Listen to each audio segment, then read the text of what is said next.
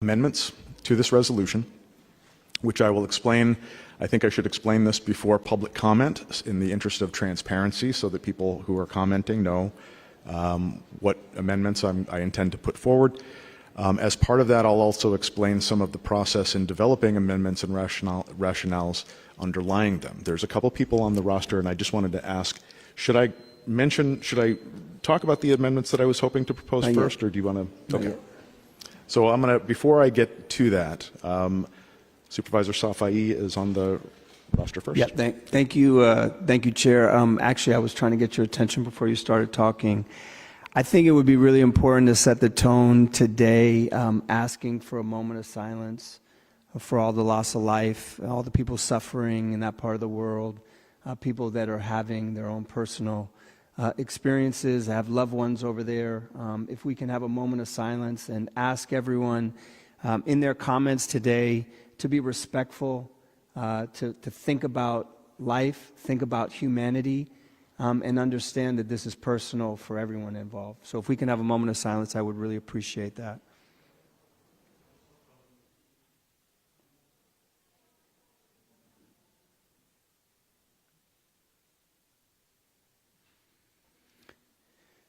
Thank you, Mr. Chair. Thank you, Supervisor. Supervisor Preston, I'll put it to you. Should I go through some of what I was proposing, or do you want to open? Because I don't know if you wanted to comment on what I was going to propose. I would, yeah, if I could make some Sure.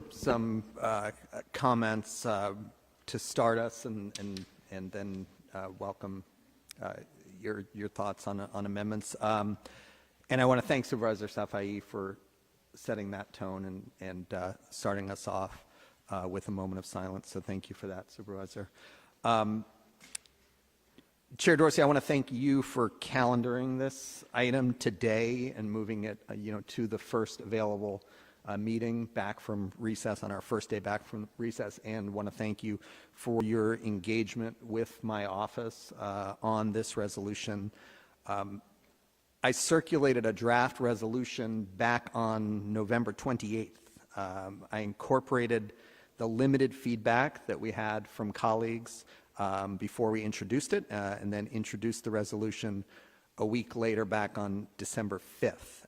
The resolution, as you know, calls for a sustained ceasefire in Gaza, humanitarian aid, and the release of all hostages, and condemns anti-Semitism, Islamophobia, and anti-Palestinian hate. And as I said when I introduced this, I believe the resolution is compelled by the moment and offers an opportunity for us to come together in defense of human life.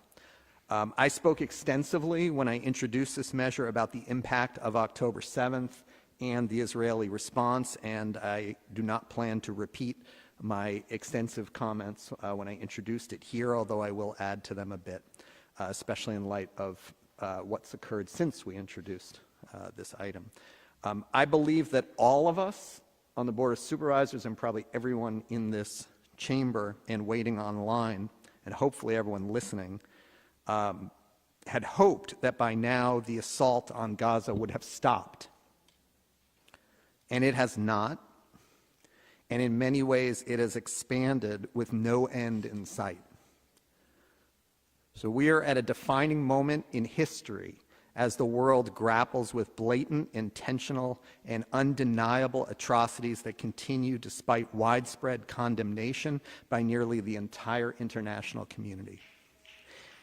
Any thought or hope that this resolution would become moot has vanished. It is more relevant than ever. Since October 7th, over 22,000 Palestinians, a majority of them women and children, have been killed in Gaza. Over 50,000 more have been wounded. Per the World Health Organization, last month, an average of 160 Palestinian children are being killed every day. Per Amnesty International, entire Palestinian families have been killed in Israel's assault on Gaza, and we have heard from many of our constituents who have had that experience personally with their own family. Over 600 healthcare workers have been killed in Gaza and the West Bank since October 7th. And Gaza's health system has collapsed as a result of overcrowded hospitals and supply shortages. Per the Committee to Protect Journalists, at least 77 journalists have been killed in Gaza and the West Bank since October 7th, with dozens more injured and missing. Per the UN's humanitarian chief, Martin Griffiths, Gaza is at risk of becoming, quote, uninhabitable and has become a, quote, place of death and despair. Last month, the UN World Food Program reported the entire population of the Gaza Strip is facing a crisis of hunger and is at risk of famine. According to NPR, the war has exacerbated difficulties for people in Gaza to access clean water, with many families surviving on 5 gallons of water per day, well below the 13 gallons recommended per person per day. Violence and illegal settlements in the West Bank have intensified after they spiked following the October 7th attacks, making 2023 the most violent year in the West Bank in recent history. Nearly 2 million Palestinians have been displaced from their homes in Gaza, and nearly half of Gaza's population has crowded into one small border city. Members of the Israeli government, including National Security Minister Itamar Ben-Gvir, have suggested that Palestinians be expelled from Gaza so that Israelis can resettle the area. Despite the horrific conditions in Gaza and growing international calls for ceasefire, Israeli officials have doubled down, moved to stop automatically issuing visas to UN employees, and have vowed to continue their war on Gaza. Similarly, the Biden administration has continued to send bombs and other weapons to Israel and has used its diplomatic position in organizations like the United Nations to shut down calls for a ceasefire. Simultaneously, hatred against Palestinians, Jewish people, and Muslims has skyrocketed, partly fueled by images from October 7th and the ongoing bombardment of Gaza. It is, I believe, imperative that we use our voices to call for an end to the killing of civilians and advocate for peace so that our communities can begin healing. I want to thank everyone who has weighed in, regardless of their viewpoint, for their engagement with our office, especially the many people of San Francisco who have deep connections to the region, including in some cases family, friends, and loved ones there. So many San Franciscans right now are experiencing intense trauma, fear, anxiety, loss, and grief. From the start, this resolution has been an effort to bring everyone together in defense of basic human rights and life. We used unifying language, avoided triggering language prescribing specific geopolitical solutions and attributions of historical blame, and sought to unite behind an urgent call for a ceasefire, release of hostages, and humanitarian aid. Now, we have circulated amendments to the committee, and I want to address those briefly. These amendments respond to input from the public, including critics of our resolution, while preserving, as we understand it, support from many community members and organizations in support of the ceasefire resolution.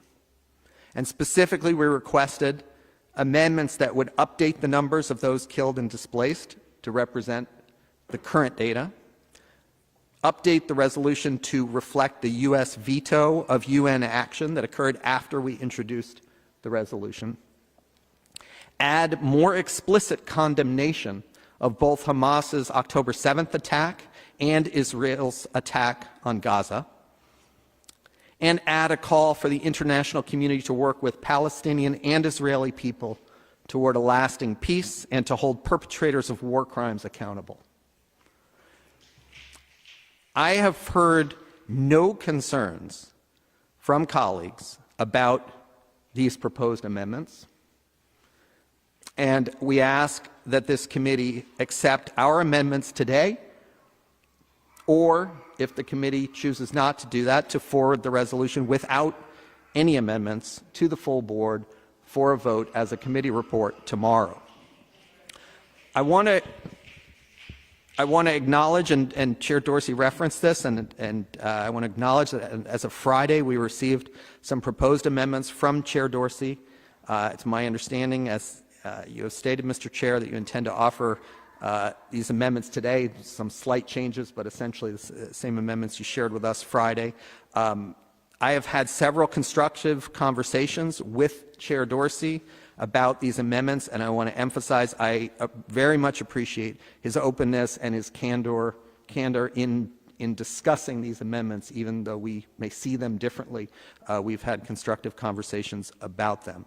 And while I appreciate the dialogue, I believe very strongly that some of the proposed amendments that the chair will describe before public comment are one-sided, extremely one-sided, divisive, would alienate thousands of supporters of the resolution, unnecessarily plunge the Board of Supervisors into controversial matters far beyond the scope of this resolution, and undo the spirit of unity with which we have proposed this resolution. So I urge the committee not to take those amendments, but instead, if individual members of the committee or board feel compelled to issue separate statements of their opinions and views on these matters, to do so. We are all entitled to our own views, but to keep this resolution to what really has been an attempt to have a unifying language that brings us together.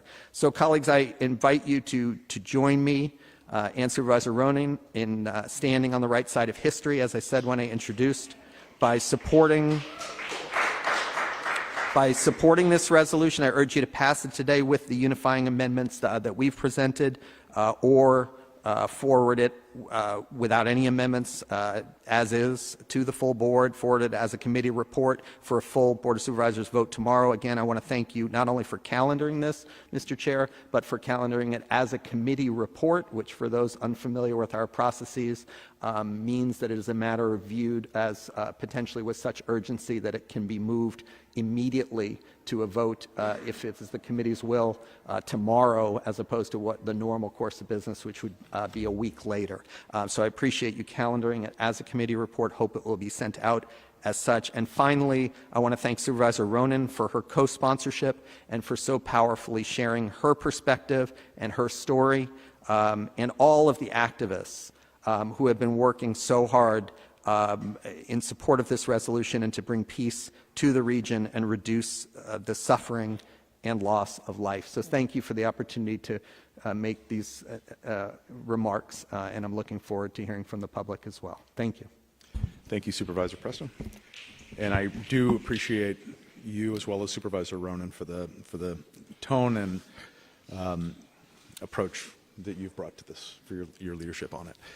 I mentioned that I intended to propose amendments, and again, in the interest of transparency, rather than waiting, sometimes, the amendments will be made after public comment. I think it's important for transparency's sake to outline them here. I want to just start by mentioning that when this resolution was first assigned to the committee I chair, my initial preference was to oppose the resolution as written and author my own statement, as Supervisor Preston mentioned, to express my support for a ceasefire under certain conditions.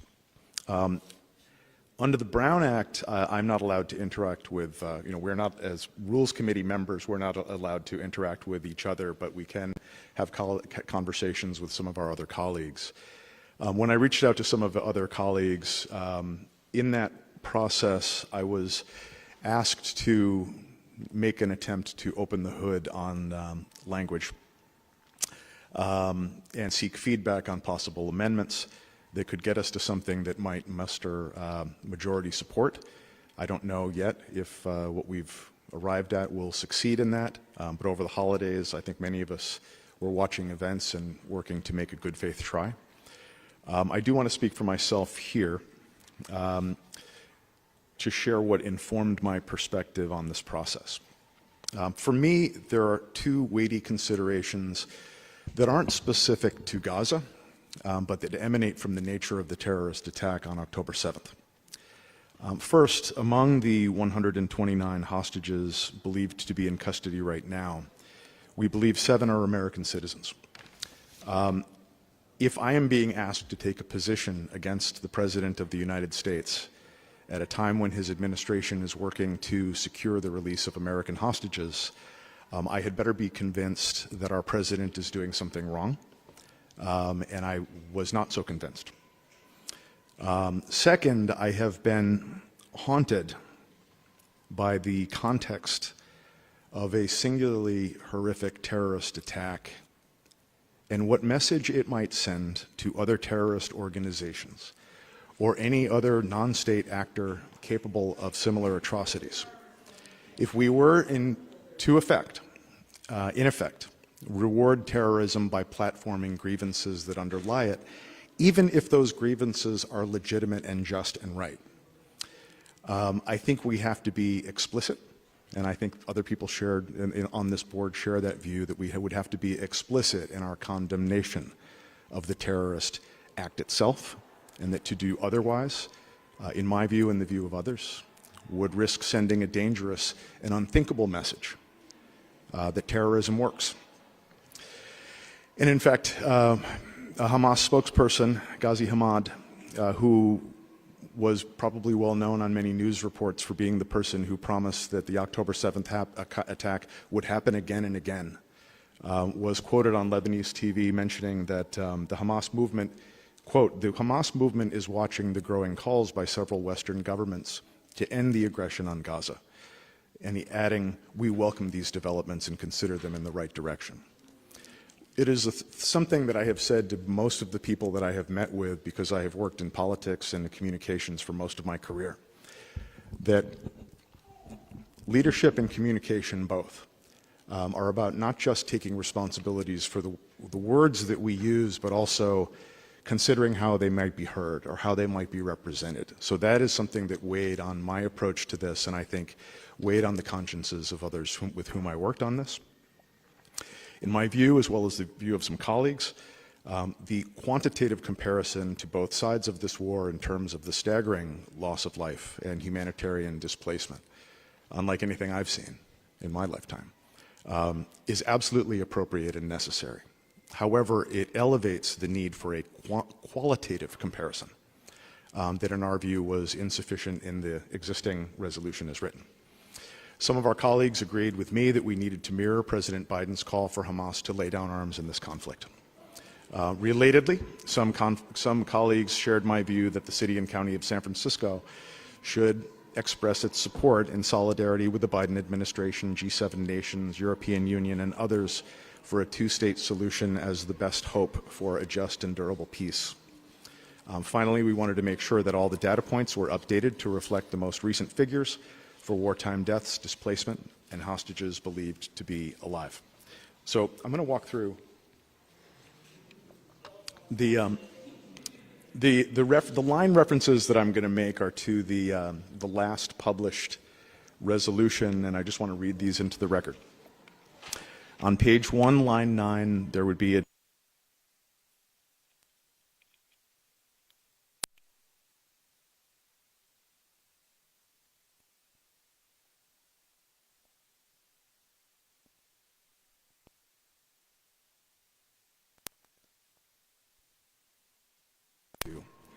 described, quote, as systematic and unprecedented in its cruelty, unquote, claiming the lives of approximately 1,200 people, most of them civilians, and according to a 2-month investigation by the New York Times, quote, showing a pattern of rape, mutilation, and extreme brutality against women, and, quote,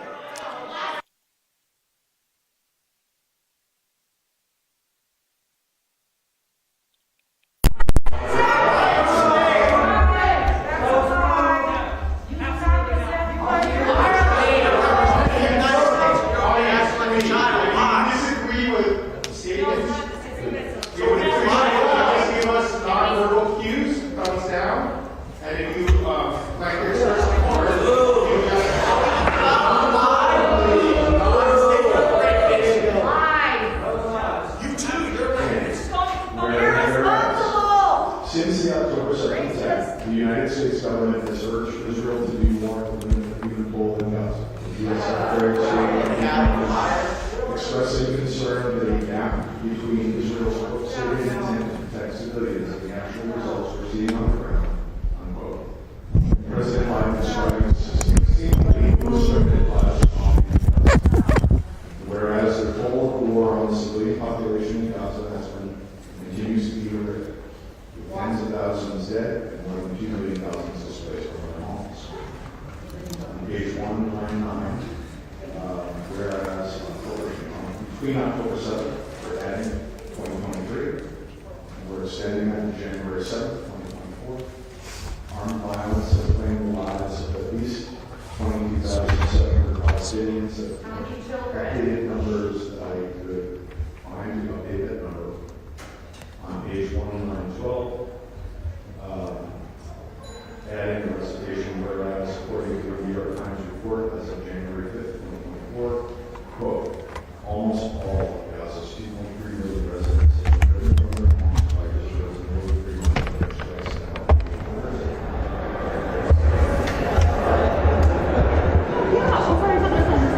Oh, no, sorry, I thought you were trying to buy time.